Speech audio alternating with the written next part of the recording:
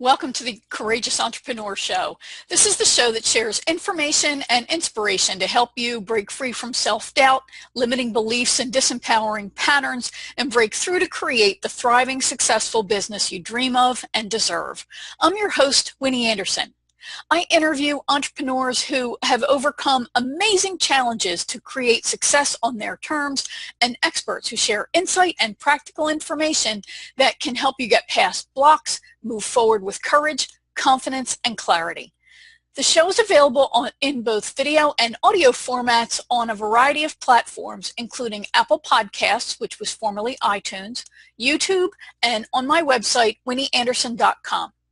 If you like what you hear, I hope you'll share the show with others in your networks, and I hope you'll decide to become a fan of the show on my site at winnieanderson.com/fans. When you do, you'll get episodes delivered right to your inbox. You'll also receive information, tips, and resources to help you come out of hiding, position and pre-sell yourself as the unique solution provider you are so you can profit from your expertise. You know, that famous philosopher Anonymous said that being self-employed is the toughest self-development program there is. That's because you come face to face with your own crap. Well, things you thought you dealt with years ago or stuff you never realized you had will just come flying right back up in your face.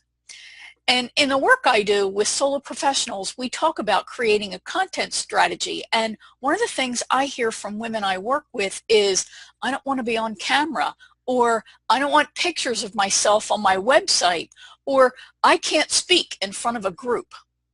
When I dig a little deeper, I discover that this is typically because they hate how they look. They find fault with their features and believe everyone who looks at them will judge them negatively. While it may look like I'm comfortable on camera myself, that's only because I continue to do a lot of work on my own issues around my appearance and my self-image. I continue to wrestle with being an emotional eater, as a matter of fact.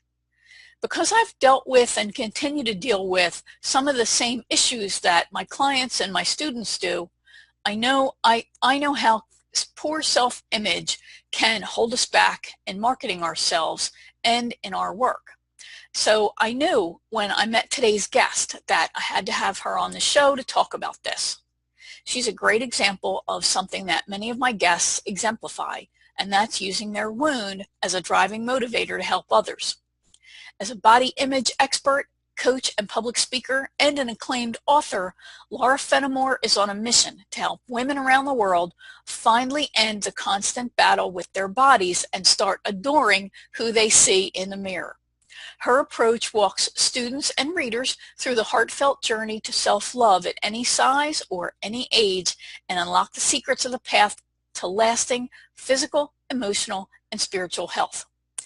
After overcoming a lifelong struggle with addiction, obesity, and eating disorders, Laura released 100 pounds, and she has kept it off for more than 29 years.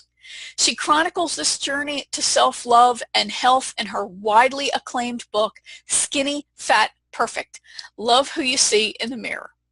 For the past 12 years, Laura has worked alongside hundreds of women through her body image mastery programs and public speaking engagements. She's inspired thousands more to release excess pounds, reclaim their self-esteem, and live bold, beautiful lives through her global online community at skinnyfatperfect.com. She conducts classes and consultations from her office in Marin County, California. Laura is also a frequent contributor to print and digital media nationwide, including many magazines that you probably read yourself. First for Women, Ladies' Home Journal, and Better Homes and Gardens, as well as she's an active member of the online communities Positively Positive, Tiny Buddha, and The Daily Love. She serves on the board for Impact of Village, which is a nonprofit dedicated to improving education and healthcare in developing nations. So listen in as Laura shares her own journey from self-loathing to self-love, how a nightmare of childhood abuse led to emotional eating and put her in an obesity clinic when she was in the 4th grade, how she bounced from an eating disorder to other forms of self-medication, including drugs and even thoughts of suicide.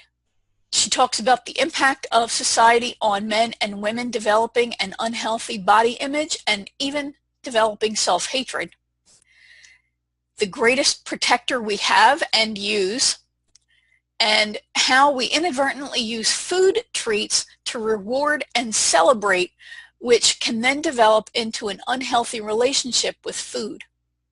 As always, listen all the way to the end, where I'll share your reflection exercise and action step for this episode. All right, so welcome, Laura. I'm so excited to have you here today, and I appreciate the time that you are sharing. So we're going to dive right in here.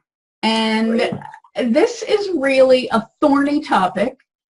And I know that we're both straight shooter kind of girls, so we're just going to take it where it does and, let it be out there. So you are, if I'm labeling this right, you are a body image coach. Is that right? Can you talk about what that is and, how the heck did you become a body image coach? Oh, great. Winnie, I am just honored to be here, I have to tell you. So I say body image coach, body image expert, speaker, trainer, teacher, all of the above, and writer too. I know. It's tremendous. Your writing credits are awesome. I read all those magazines you've been in. Yeah, it's great.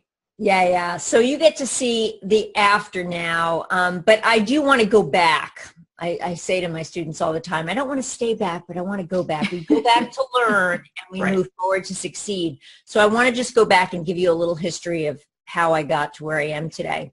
So you and I definitely have a lot in common, including East Coast blood. I am a native New Yorker. I am the youngest of 8 children, Italian Catholic family, Long Island, New York. And if I had to sum up my childhood in one word, it would be nightmare. So unfortunately, it was a really tough beginning. When I came out of the womb, I came into a very hostile, angry, kind of insane environment. And my father was an unmedicated, undiagnosed, mentally ill person. And he had been severely abused. And instead of being treated and helped, he took all of his anger and rage out on his children. And he had 8 of them. So by the time I got around, being the 8th, my mom had, 7 children and a crazy husband to deal with. And what happened with me is I took to that bottle. And I say I was a compulsive eater out of the womb. And I started eating out of control. I mean, food became, we all have heard food referred to as food is the ultimate comforter. It's the ultimate love. But I took to that bottle like there's nobody's business. And by the time I was in 4th grade, Winnie, I was in an obesity clinic. I weighed in 4th grade. And back in those days, that was in the 60s, childhood obesity was, I was considered a freak of nature. I mean, I was in this obesity clinic on Long Island with a lot of people that... I know people who, because I was born in 62, I grew up in the 60s and 70s, and I know kids who, it was rare. When we had a kid who was even 10 pounds heavier than, than they, air quote, should be, the abuse that they would get was just incredible. So to be a child and truly be obese, truly be heavy, I can't imagine the emotional trauma that you experienced as a result. It must have been horrible. Well, my last name is Fenamore, so my nickname was Fat Fenamore. And, I was bullied. I was, ridiculed. It was very, very painful considering what was happening at home and what was happening at school. It was really painful, but I couldn't stop eating. And so what happened is my father put my sister into a horrible state. She was hospitalized and in a coma. And what happened is the state came in and I went into foster care. So when I was 11 years old, I was ripped from my family. I went to foster homes and I was still coping, but the food turned into alcohol, turned into drugs, turned into cigarettes, turned into sex, turned into everything. So by the time I was 24 years old, Winnie, I was planning my exit. I was just obsessed about how I was going to kill myself. And that's the only real thing. I mean, my early 20s was all about leaving the earth. And I was really out of control. But meanwhile, I had gotten myself in a very drunken state to California, which I thought was the Holy Land. But unfortunately, I went deeper into the darkness before I was able to meet an angel from the East Coast who actually basically gave me a way out. She told me that there was another way, and I didn't know why this person in particular I chose to trust. But I didn't trust anyone at that point in my life. I had felt completely defeated by a father who told me I should have never have been born every day. And then years of abandonment from leaving my mom and my brothers and sisters. And it was just all of that, and crazy foster care. And so I just didn't trust people, but I trusted her. And she basically told me that there was another way, and she would love me until I learned to love myself. And that got me into 12-step. And I ended up spending, many years there, getting clean and sober, drying out, and I released 100 pounds. And I got a very, very direct message from the universe at that point, which is, you are supposed to heal, and then this is your life's work. And of course, when you're 24 and you're crazy and you're in recovery and like, what does that mean? But when I look back at my journals from my late 20s and my early 30s, I clearly see that the universe had a path for me. And so here at almost 54, this is why I do what I do. I am going to start to boo-hoo before we even get halfway through this interview. That is an incredible story, and there's so much there that I think relates to myself and so many other people that are listening. Mm-hmm. And it's this, as trite as it sounds, make your mess your message, but the hero's journey. We're sense-making creatures, and for some reason, there, in one episode, you share the quote from Mother Teresa, I know that God wouldn't give me anything that I couldn't survive. I just wish he didn't trust me so much. And it's so incredibly true. We go through these awful stories, and you're just thinking, why me? Mm-hmm. And the debate to take your life or not is real. Mm-hmm. Mm-hmm. Yeah. I've faced it more than once myself. Why you choose not, I don't know. Yeah, absolutely. And then I think your decision to say, I'm going to use this to help other people, mm-hmm. I think that to a degree is the saving grace there. Mm-hmm. It makes sense of what you experience and gives a new crusade mm-hmm. to then help other people. So mm-hmm. I applaud you, and it's incredible that you survived all of that.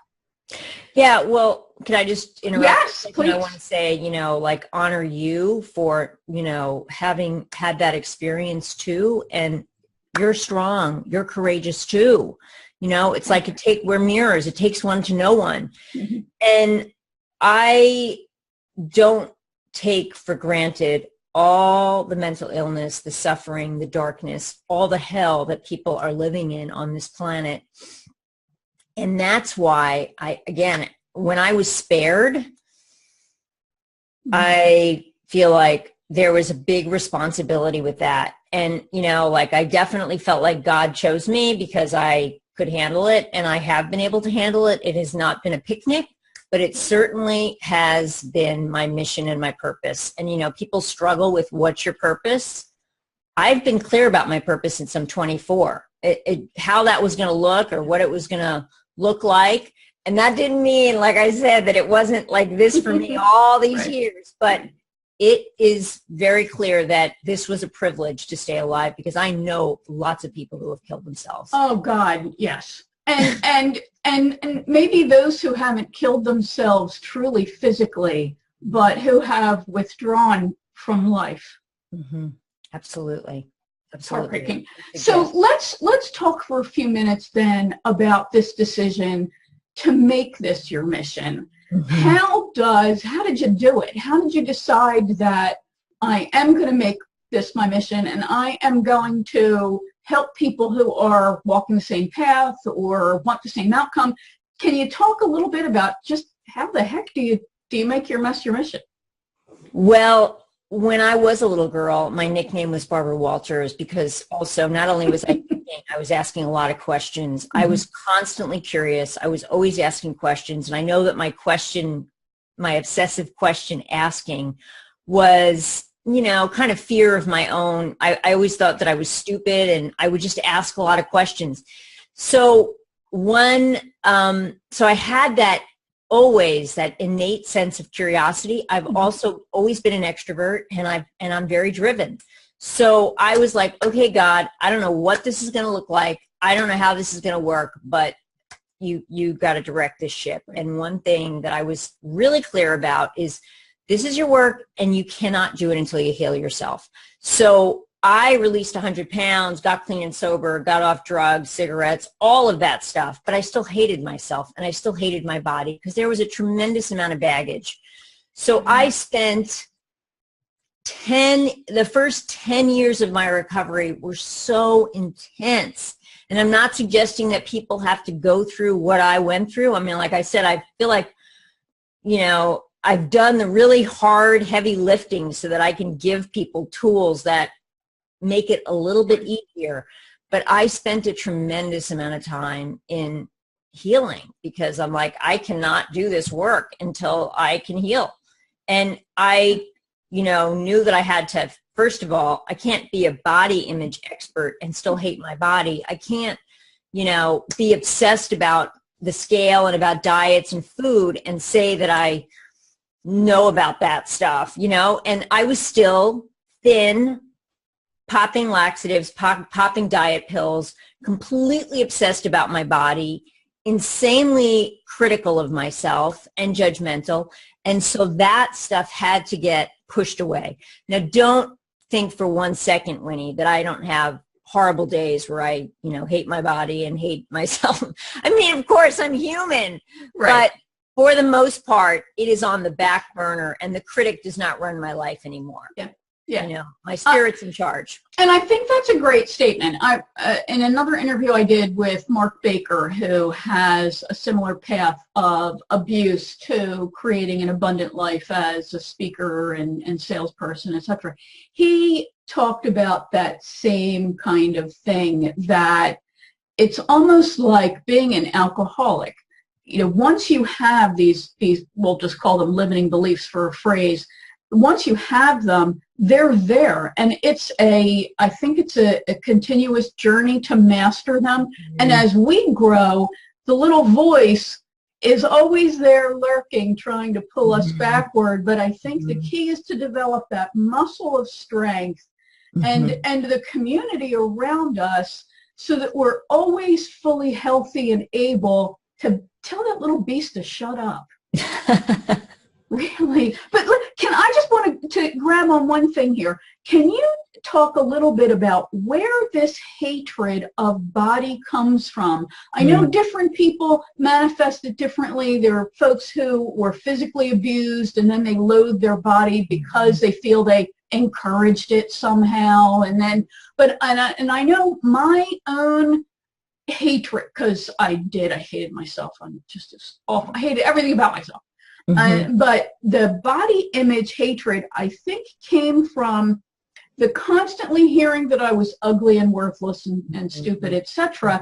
And then also the inordinate attention I got. I was a curvy person, and because I'm so little, I look twice as busty, as my mom would say, as I really am.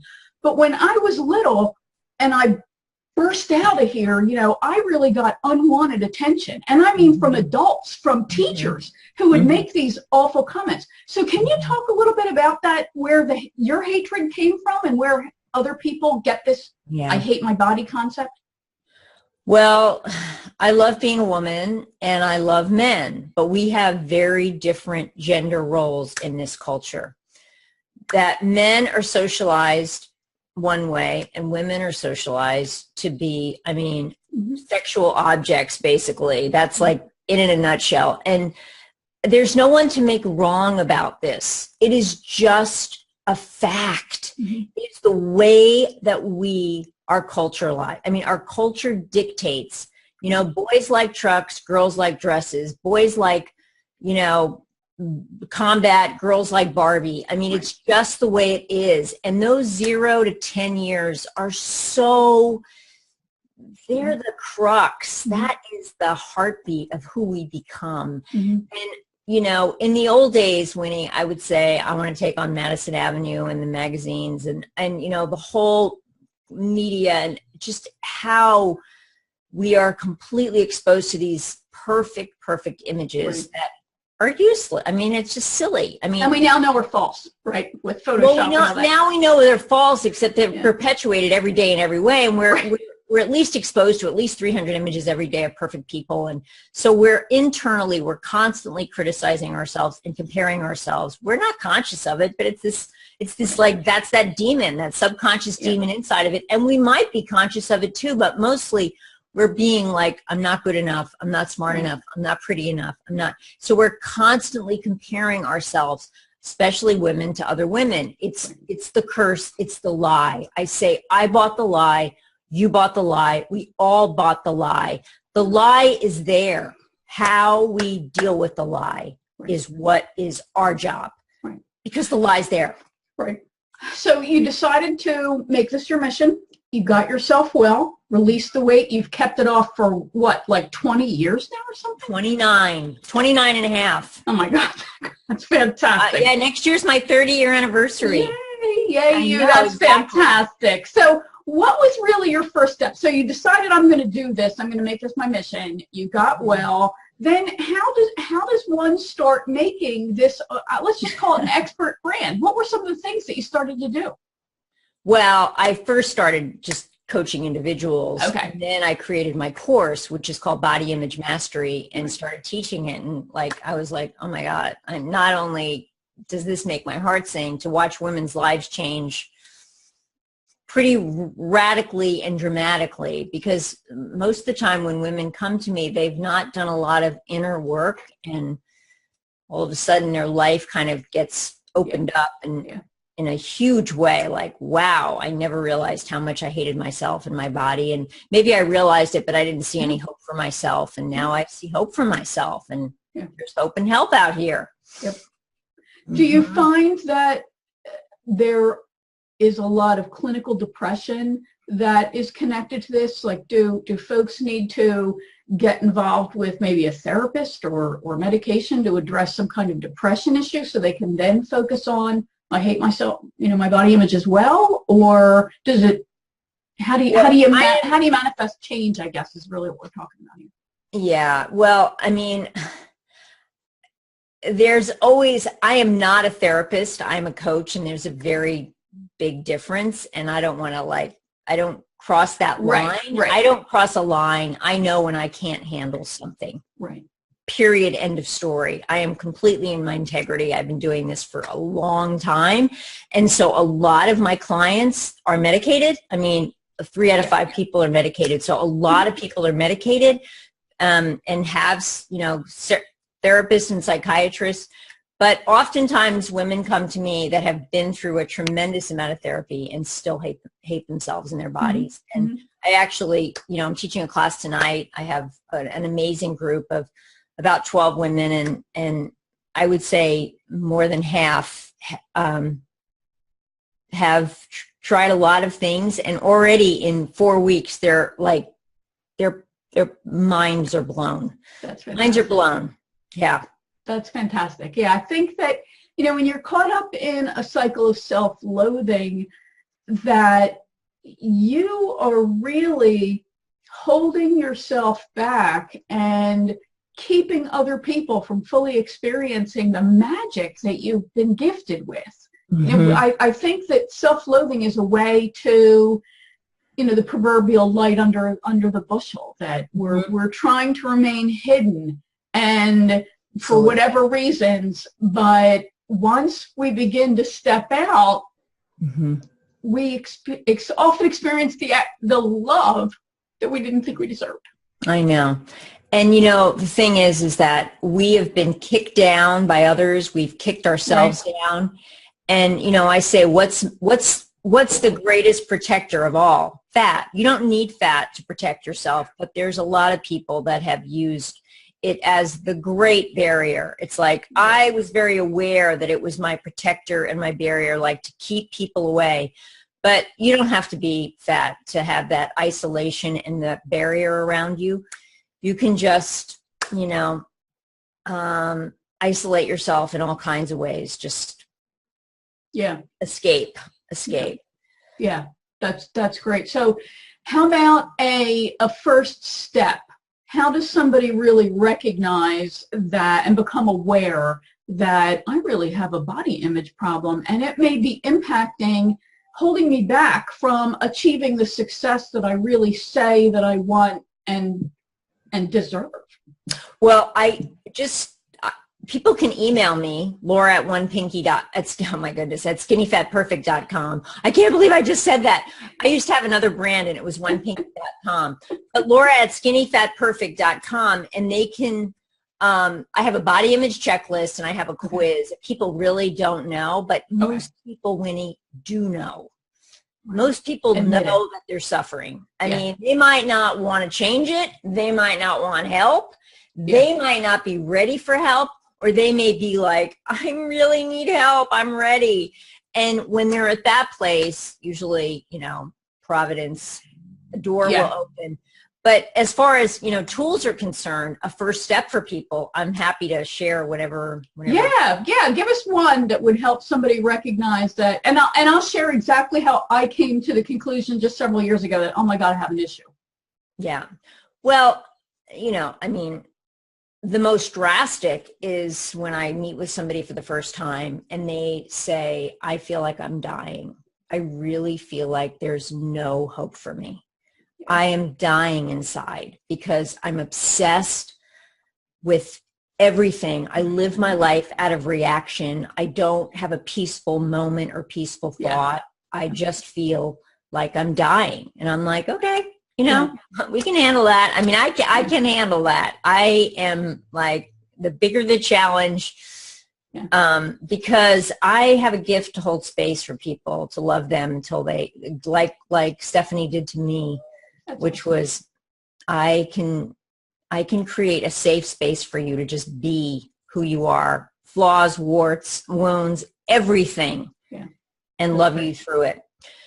But one helpful tip is that most of us have stories, not only the story that I shared about my childhood, but we carry these stories of our lives and we carry these horrible resentments for other people, whether it's exes, family, bosses, and we also have a body story. Since I'm a body image expert, we have, you know, of course, all of our childhood stories about how food was served, how it was, you know, how we were deprived, how there were no boundaries, how we were given too much, how we were stuffed, there was a lot of control around food for kids when they were growing up. And so getting that story out and up, and then what's the story that you carry now? Do I walk around the earth carrying a story that nothing's going to change, nothing's ever worked, it's never worked?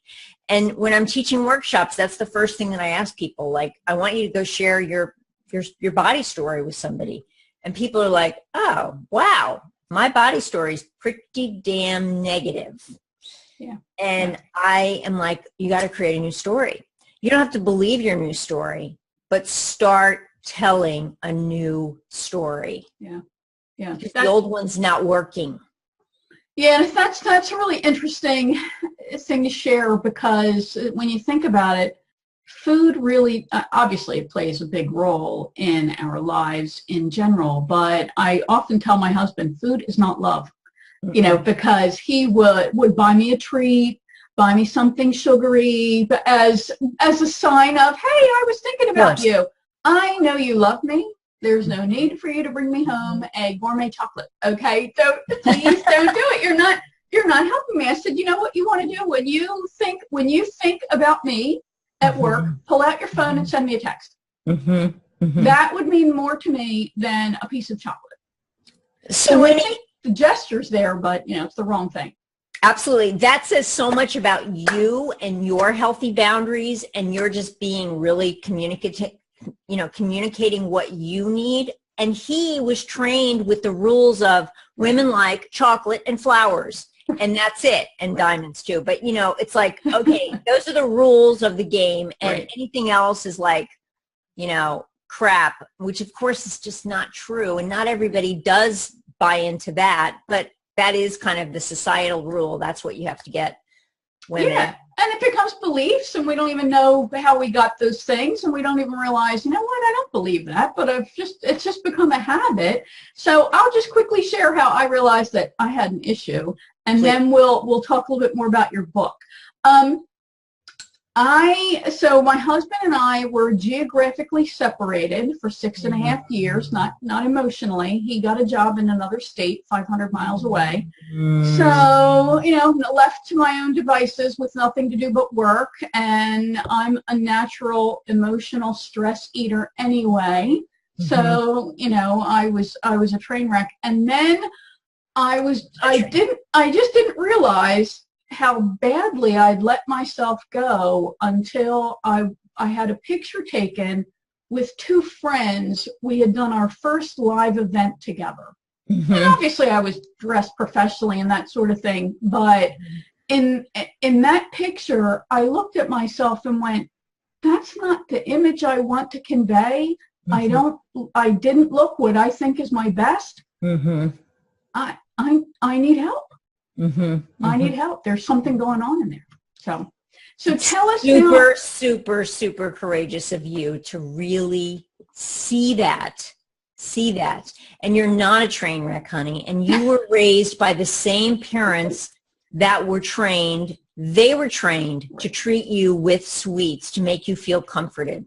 So see, that is the thing. I mean, you know how many women I've had in my class that are like, I don't know what to do about my kids because, I mean, all their parents are training them with treats and crappy food, and it's like I want them to get treats, but I don't. And you know, I mean, there is a thing called balance, the middle ground, and we have to find balance in everything in life. And certainly, there's no perfect parent on this planet, and there's no perfect way of getting it. But there is a thing called more conscious parenting, and we know that kids are going to be drawn. They're going to, of course, they want treats and so it's managing a good treat occasionally, if that's possible and available for people until they get to a place that is, maybe it's no treats, but that comes from a very young age that we're sitting and just used to shoveling it in unconsciously because, you know, most likely we got that when we were kids.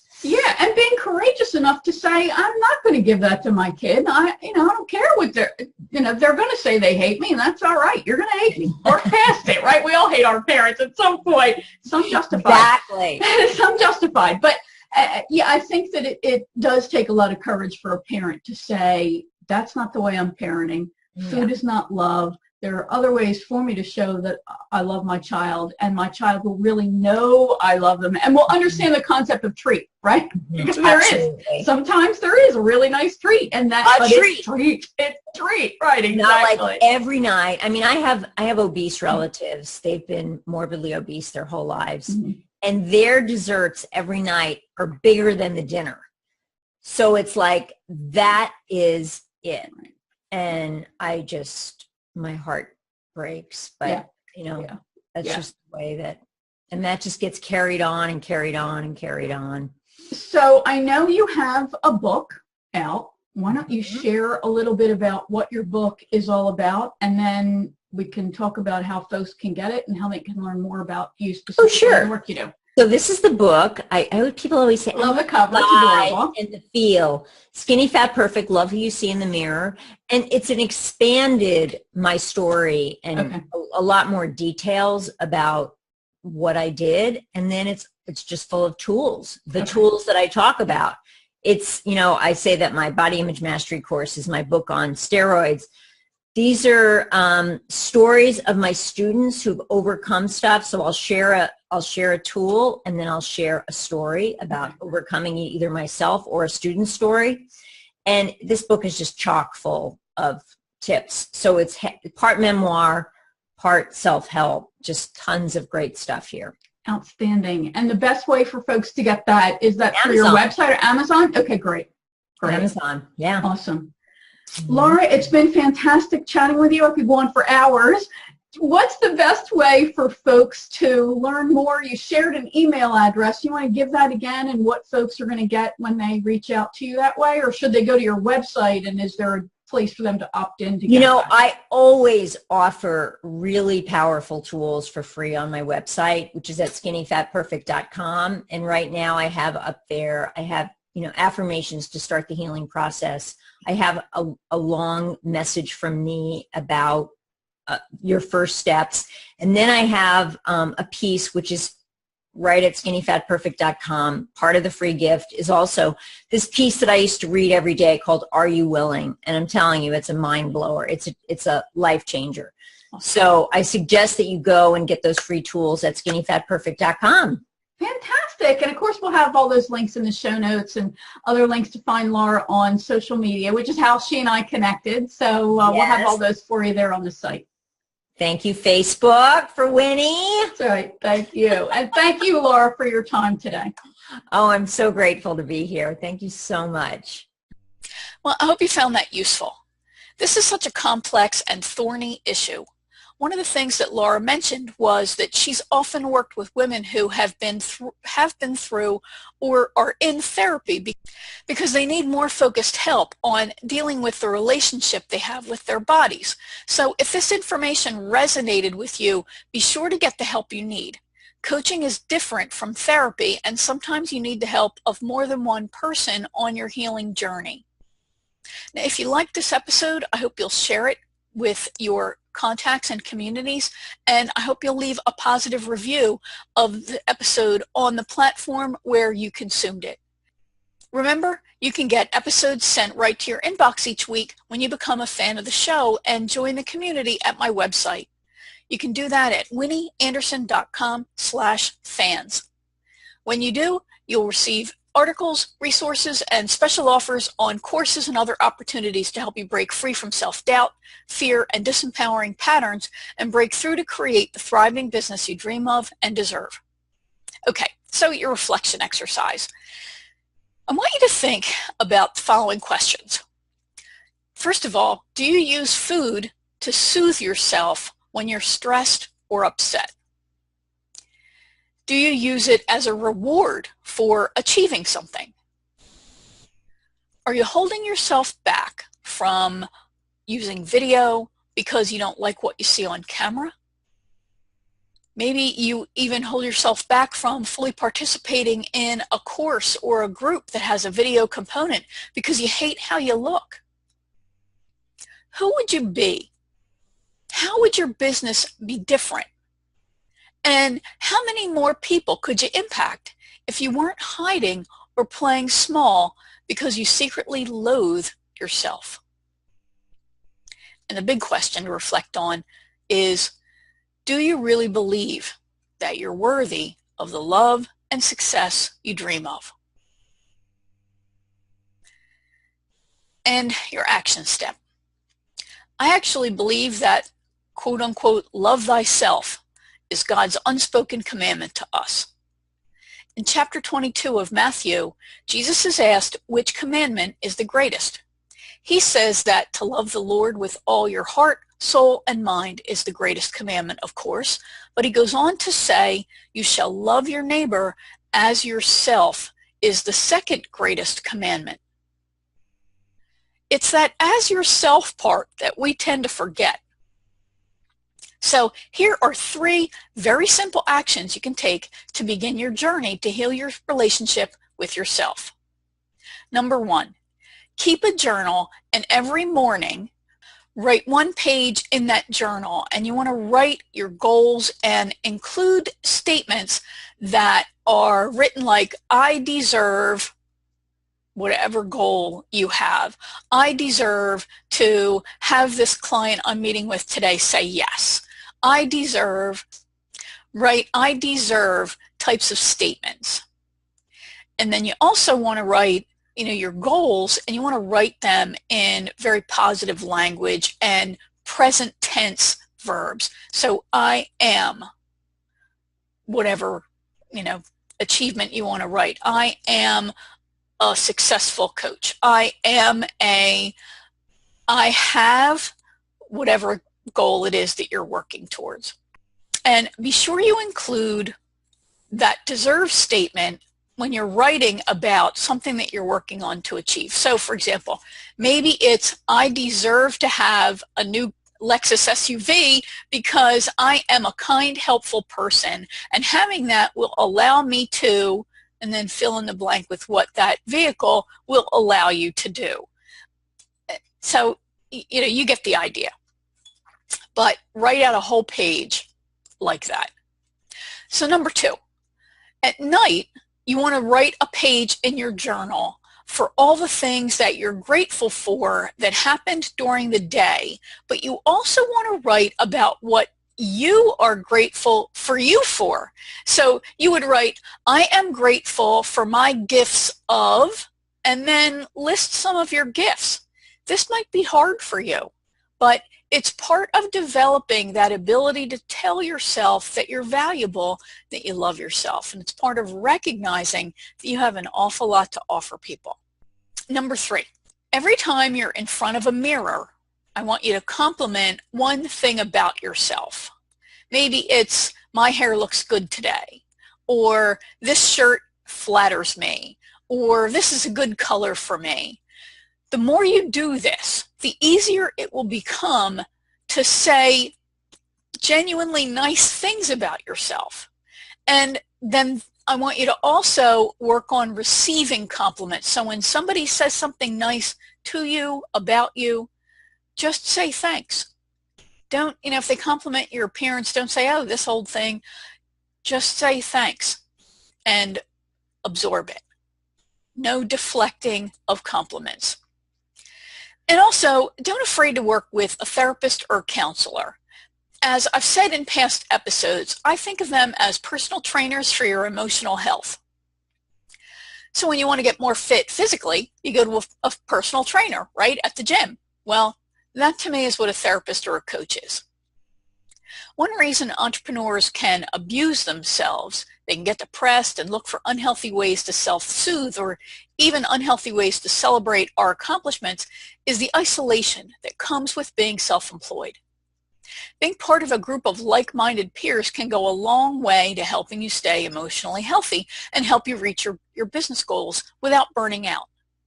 This is one of many reasons why I'm building a community of like-minded solopreneurs who recognize the importance of healthy relationships and that needing accountability to stay focused and on track isn't a sign of weakness. It's actually a sign of humanness. So to learn more about the Action Takers group and when monthly enrollment reopens again, visit winnieanderson.com/action. Thanks for joining me. I'll be back with another episode of the Courageous Entrepreneur Show soon.